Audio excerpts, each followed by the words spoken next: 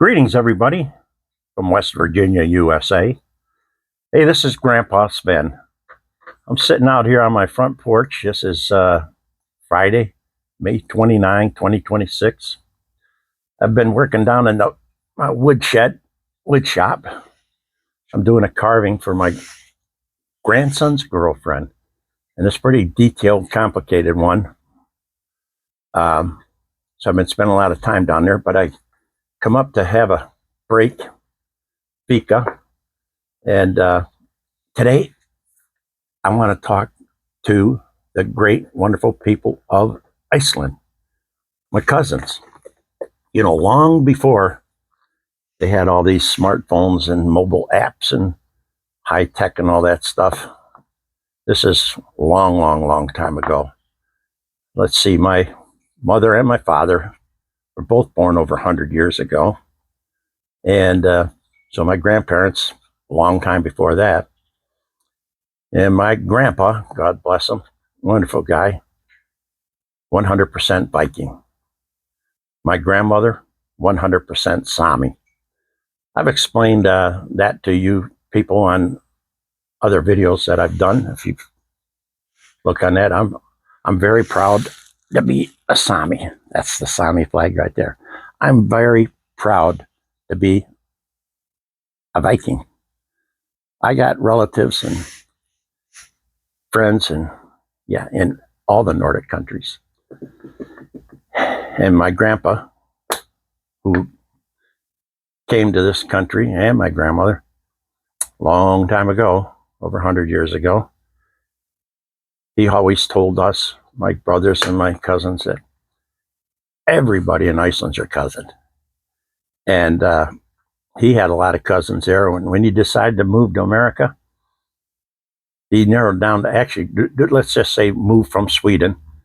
He narrowed down to three choices where he was going to relocate to. The Faroe Islands, because he had cousins that lived there. Iceland, he had cousins that lived there. And America. He didn't have any cousins that lived here, but he had friends and people that he grew up with. And they kept telling him, you got to come, you got to come. Let's see, he worked, he was 2 years in the Swedish Navy after he got out of high school. Then he went to work on the railroad, and he was 27 years old when he came to America. And the reason why I believe, and I'm sure why he ultimately chose America, is because he worked on the railroads. There are no railroads in the Faroe Islands. There's no railroads in Iceland. There were plenty of railroads in the U.S., and they were expanding west. So over he came, ended up in Fargo, North Dakota.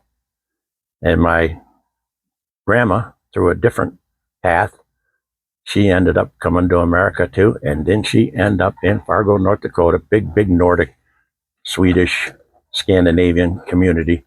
And that's where they met and fell in love, and had my father and my aunt and my mom and dad, who my mom also, her family is French, German, and a lot of Finns in my mother's family. So I got a lot of Nordic DNA flowing through my veins, and I'm super proud to be an American. Thank you, Grandpa and Grandma, for the decisions that you made, and they were great for them, good for my parents, super good for my brothers and I, and my sons and my grandsons. It's been a blessing and a privilege. So, why am I doing this video? Iceland. Yeah. My grandpa said, the little engines are driving me berserk. So, this would be you'd consider a squabble. That's what we say in English, a squabble. I'd have to look that up in Icelandic. So sometimes relatives and family don't always agree on everything, and that's okay. You know, we each have different opinions, and that's what's so great about here in America. We have freedom to choose and say whatever you want, And don't believe what you see on the news. We are the greatest country that has ever been of all time on the entire planet. And just like Iceland, which was once a former Danish territory, possession, so was the Faroe Islands, and they still are to this day. So is Greenland, and they still are to this day. I've done a video on that and what I think should happen, but it's just my opinion. Whatever's going to happen in Greenland, whatever's going to happen in Iceland, it's up to you, Icelanders, you Greenlanders, to control your own destiny and fate. That's what we all want. But we all want the same thing: peace, prosperity, a good job, food on the table, security, and a great life. And do you have that in Iceland? I think you do. I've been to Iceland. I have my picture standing in front of Leif Erikson up on top of the hill overlooking Reykjavik. My cousin Leif. I explained that in another video. I am related to Leif Erikson and proud of it.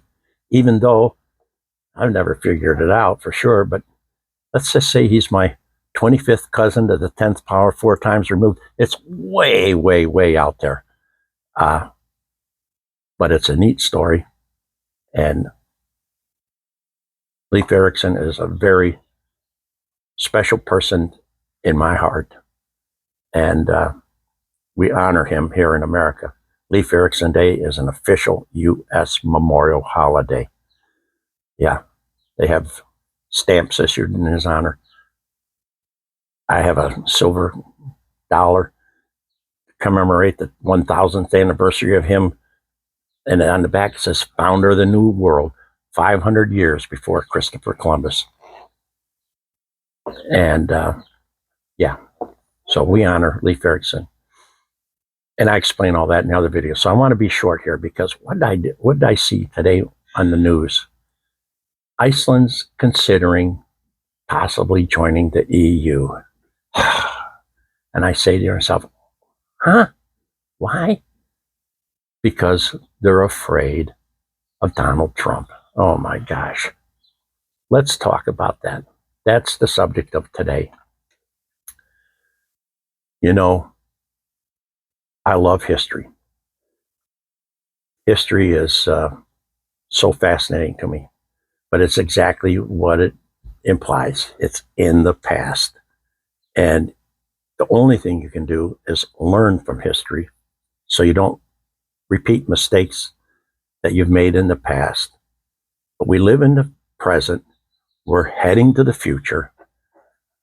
And what does that future hold in store for America, for Iceland, for the rest of the world? And what is the history of the United States been versus the EU, European countries? Europe has been the biggest colonizers of all time that has ever been on the entire planet.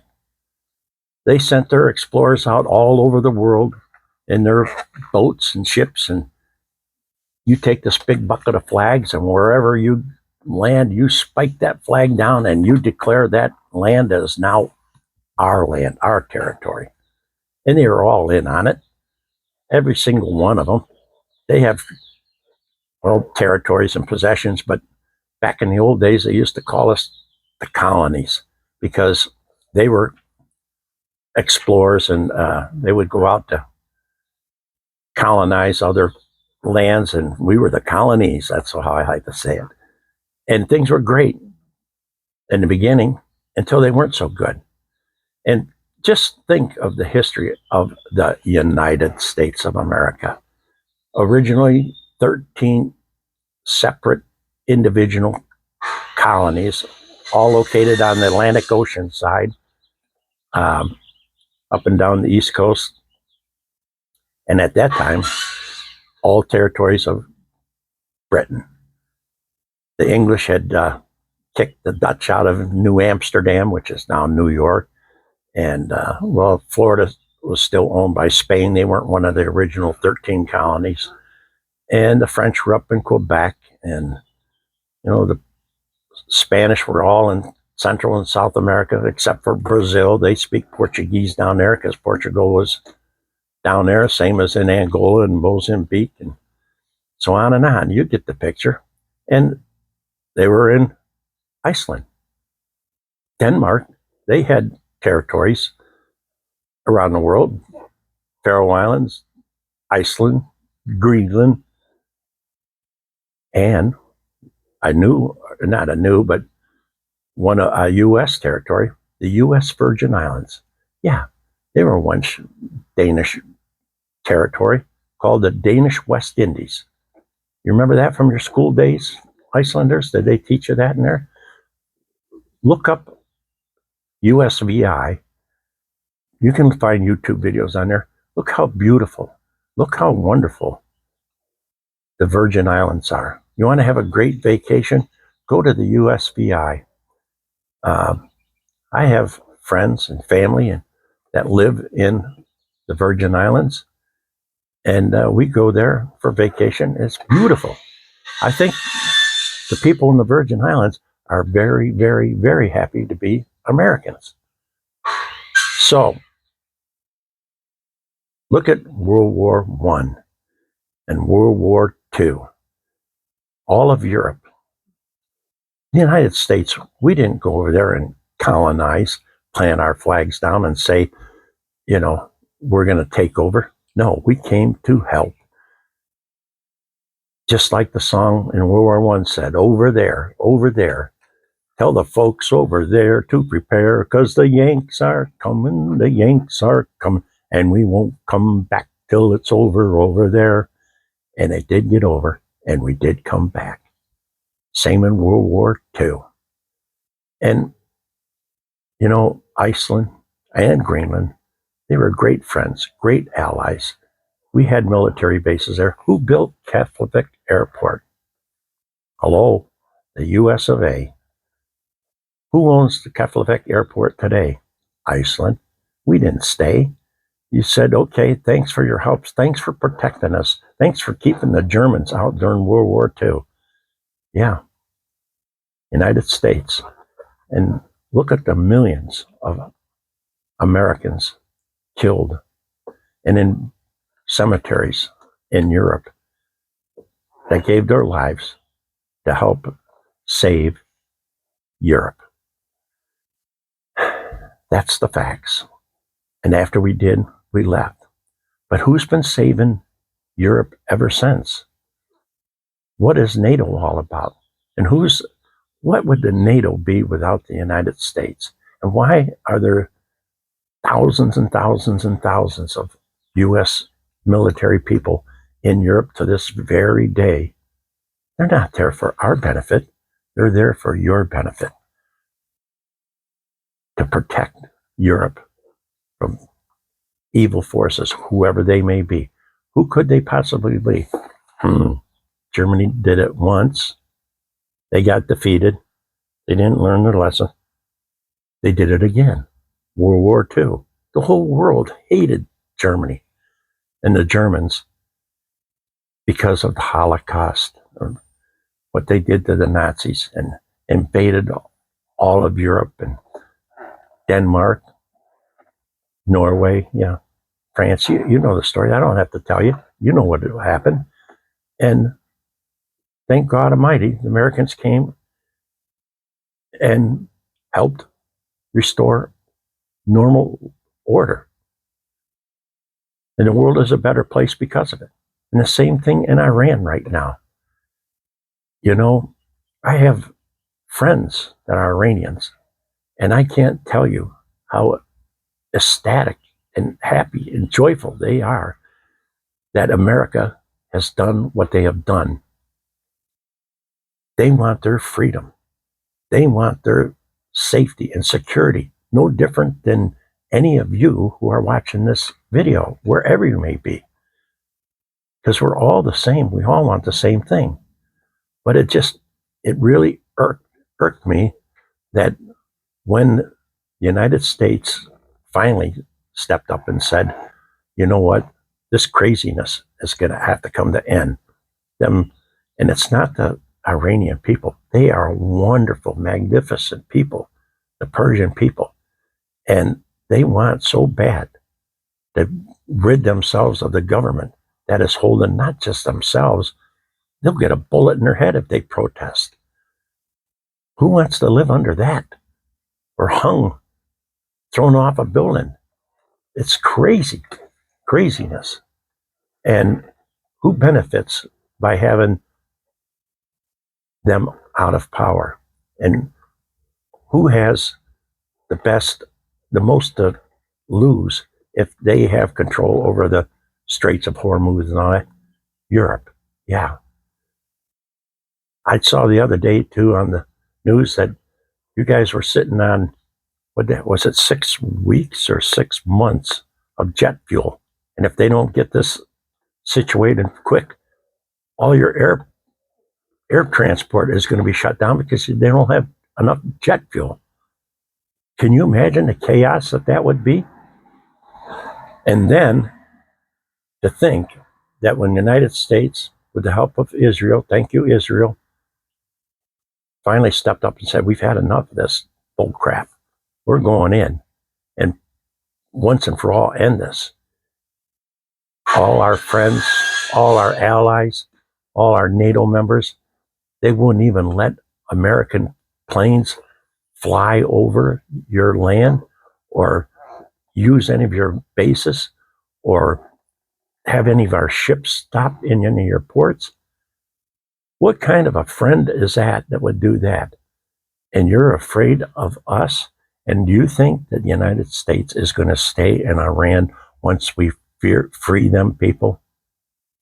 It will not happen. We'll free them and we'll come home. And the world is going to be a much, much better, safer place because of what we've done. And my friends, they said, whatever you do, please, please don't quit. Don't quit until you end that regime. We've ended their military, their navies, and all that stuff. But they said, we need them gone. They have to go. So Europe, now what? They want to come in after all the heavy lift, lug, and tugging has been done and say, yeah, we'll help do that. Well, it's too late. You had a chance to do that. And now, Iceland. You fear the United States? Look what we've done for Iceland. I love Iceland. I've been there. The whole world loves Iceland. You have nothing to fear from Americans. That's not our MO. We don't go and conquer and take over territories and land. Look what we did down in Venezuela. Look what we did in the Spanish-American War with Cuba, who United States owned Cuba. They said we wanted to be our independent sovereign country. We said, okay, that can happen. We let them go. It didn't go the way we had hoped and wished it would have, but they fell under tyranny. And when Fidel Castro took over, the dictator that he is, and what did anybody who had the wherewithal to get out of Cuba, where did they come to? Florida. They called Miami Little Havana. Well, Miami ain't too little anymore. And the Cuban people, wonderful, wonderful, great, great people. And look what's happening in Cuba today. It's a disaster. And things could happen in Cuba fairly quickly. And I know they would love to be part of the US of A. And guess what? We would love that too. They're welcome to come if that's the destiny and fate that they want. We want them. We love them. The people are magnificent, wonderful. They've lived under awful conditions for too long. Marco Rubio, look at him. He's probably the best Secretary of State this country has ever had. Listen to some of his speeches and talks in it. That man, his heart is in his job. You have nothing to fear from the U.S. administration, starting from President Trump, J.D. Vance, Marco Rubio. You're looking at future presidents there, I believe. Yeah, they don't want anything less for you than what we would want for ourselves. Now, Iceland. Look at, I drink my Icelandic water. I can buy this right down the street at our convenience store, gas station, you know. I drink this whenever I buy water. This is what I buy. If I'm in Iceland, I would never buy this water there. You can get the exact same water right out of the kitchen sink. Ah, that's good. Or right out of the creek. Yeah. Guess what else? I eat this every day, every morning for breakfast. Yeah. Every single day. You can buy this in America. I don't know what the number is, but I would bet if I was a betting man and I was on Jeopardy, I don't know. I might lose because everybody in Iceland has this every day. And you know, you can get the different flavor ones. I just buy the vanilla and I put in whatever kind of jam or jelly that I want to flavor strawberry, peach. My favorite is rhubarb. Oh man, this is fantastic with rhubarb jam in there. Nothing better. So we support Iceland through buying your products. It's a win-win situation. That's what the United States is all about. Not like the EU. And I love Europe. I have family, friends, relatives going back for thousands of years. Yeah, my grandma used to tell me, you got 10,000 years of Sami blood flowing in your veins, and you got the Sami eyes. I said, what are the Sami eyes, Grandma? Oh, you know, it looks like you're squinting all the time. God bless my grandma and the Sami eyes. I'm proud to have the Sami eyes. I said, why do we have the Sami eyes, Grandma? She said, well, you know, when you're up there in the snow, and my grandma, she grew up living in tents. Yeah, up in the Arctic. And she says, and the snow was blowing and hollering, and you know, you got to squint so it doesn't blind you, blow in your eyes. And over all them years of squinting your eyes, that's how you end up with the Sami eyes. I loved my grandma. So, yeah, I have other stories. My two sons and I were just up in the Arctic for 3 days here, less than 6 months ago. And yeah, proud to be a Sami, proud to be Viking. But Iceland, cousins. I know there's a lot of them over there. When I was over there, I say, hey, how you doing, cousin? He'd look at me, huh? I said, well, my grandpa told me every one of you is my cousin. So look at the EU. I wrote this down for another video that I did. Why would you want to jump into this? Can you imagine what North America would look like if this is our 250th anniversary? There's going to be massive celebrations here this year for our independence. And that's on the scale of things, you know, all them countries in Europe. Look how long Iceland you've been.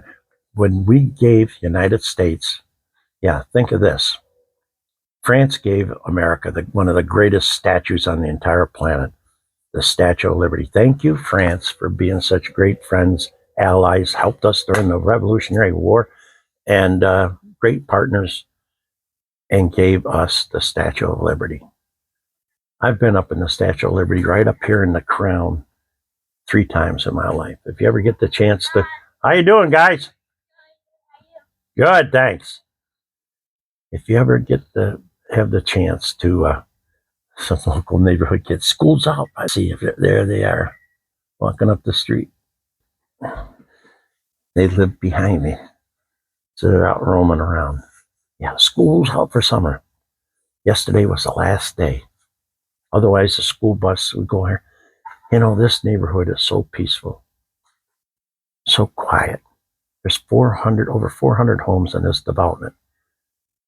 And this is just one of 150 in Berkeley County, West Virginia, USA.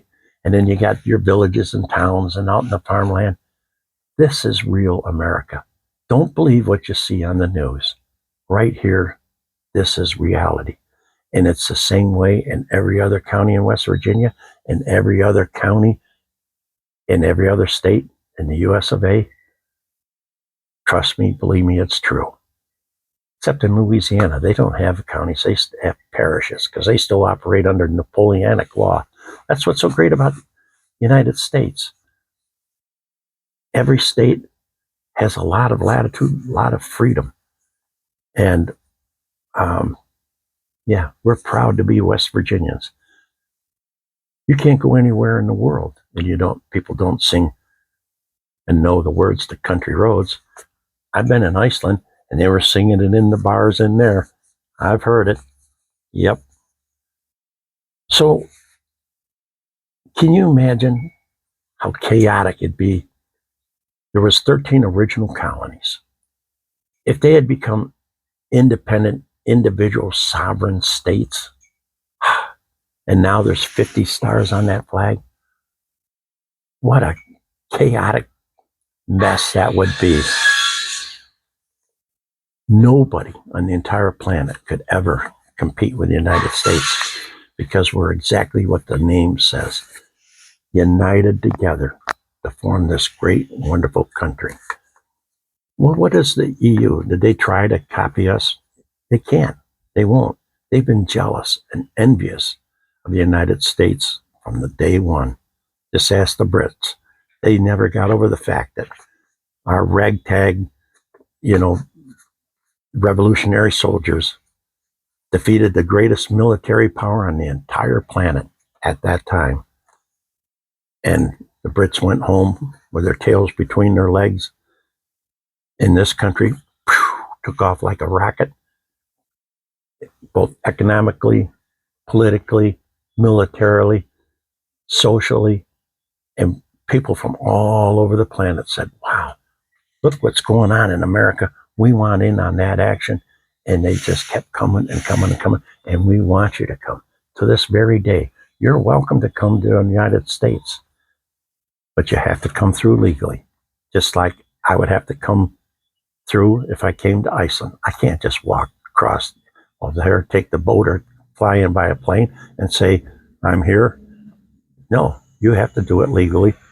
Same where in Europe. If I wanted to go back to the homeland, Sweden, I love it dearly.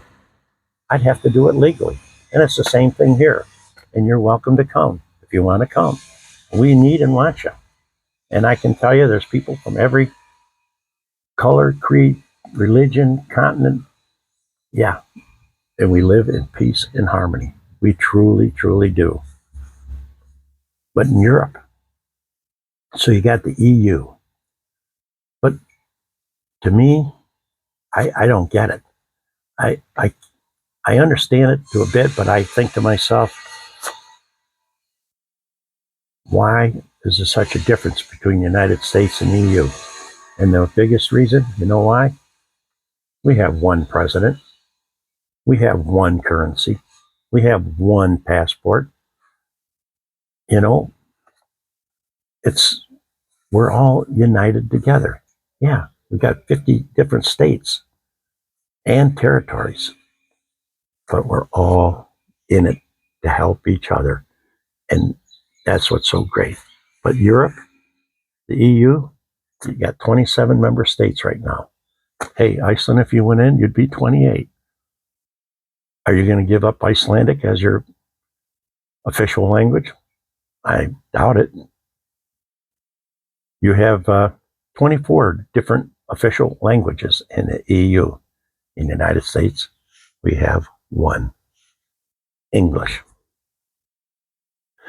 You have 12 sovereign monarchs in the EU. Yeah. The EU has 3 main presidents. Huh? How can 3 presidents? We have 1. They have a president of the commission, a president of the parliament, and a president of the council. I don't get it. There's 7 different currencies that you can use in the EU. And there are 27 different passports. If Iceland joined the EU, you're going to give up your Icelandic passport? I don't think so. In the United States, we have 1 passport. It's good for every state. So, Iceland, I hope that you truly, truly realize that America, us, we love Iceland. You have nothing to fear from the United States. We left Keflavik Airport, turned over that Air Force base to you to operate and run, and it's a beautiful, beautiful airport. I've flown in there. Yeah. So what is there left to say? I just hope that you and Europe and the rest of the world can just pause and say, you know what? Thank you. Thank you, United States, for what you have done to make this world a safer place for the entire planet, even for the Russians themselves and the Chinese, anywhere on the planet. We don't seek to conquer and take over Russia. We don't want to take over China. We want to be friends and allies. But just remember this: freedom doesn't come free, and you don't have freedom unless you have strength.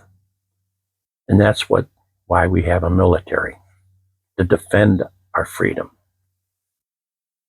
Because this is the freest country, the freest place you can ever be on the planet. Do we have problems? Yes, we have problems. But a lot of times those problems are self-inflicted by people who have the wherewithal and ability to make their lives better, but for whatever reason choose not to. And they have that right. Maybe they're happy in their situations. I don't know.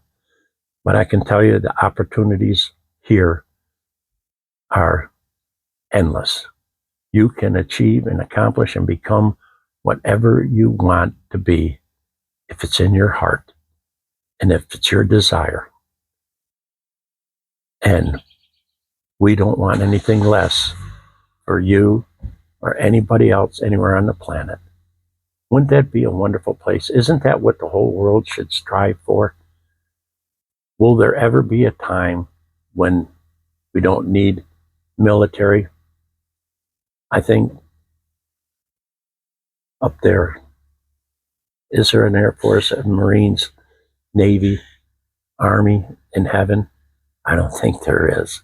I hope and pray that there isn't. I think God figured it out that we're going to take the righteous up here.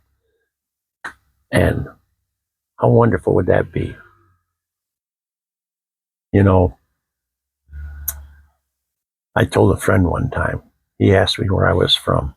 I was down in North Carolina. And he said, oh, where are you from? And I thought for a second. I said, well, buddy, I'm from heaven. He said, what? I said, yeah, I'm from heaven. He's thinking. Where in the hell is heaven? That's what he said. I said, whoa. Have you ever been to West Virginia? He says, yeah, I've been to West Virginia. I said, well, buddy, that's the closest place to heaven you're going to get, especially talking the way you've been talking. You know, almost heaven, West Virginia. Start singing the song.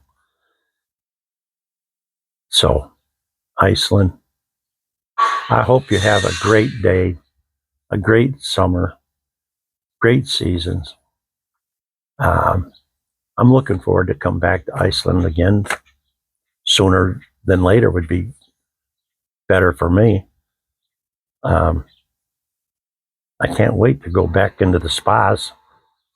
Yep. Update my pictures in front of Leif Erikson. And I'm going to jump on over into Greenland.